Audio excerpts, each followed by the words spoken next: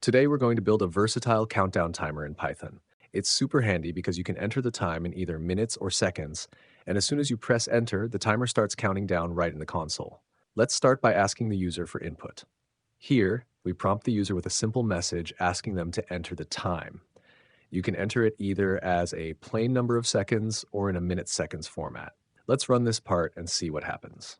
You'll notice that thanks to the while loop, we can keep asking the user for input until it's valid. Unlimited attempts. That's our first step complete. Next, we handle the input and make sure it's valid. We check if the input contains a colon to detect the minute-second format, split it into minutes and seconds, and convert everything to total seconds. If it's just a number, we treat it as seconds. We also validate that the time is positive. Nobody wants a negative timer.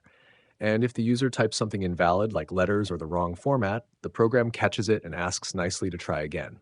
Let's run this section and see it in action. Now we can see invalid inputs being rejected and the user prompted again. This makes our program robust and user-friendly. All right, once we have a valid number of seconds, we move on to the countdown itself. Before anything else, we need to import the time module because we'll use it to pause the program for 1 second between updates.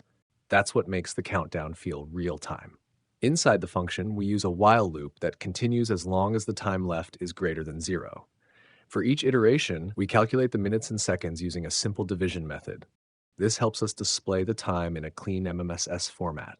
Then we print the timer on the same line, which gives the effect of a live countdown instead of printing a new line every second. After printing, we use time.sleep 1 to wait for 1 second before decreasing the timer by 1. This loop continues until the timer reaches 0. At the end, we print 00, 0, along with a completion message so the user clearly knows the countdown has finished. Finally, after defining the function, we call it using the total seconds we calculated from the user input earlier.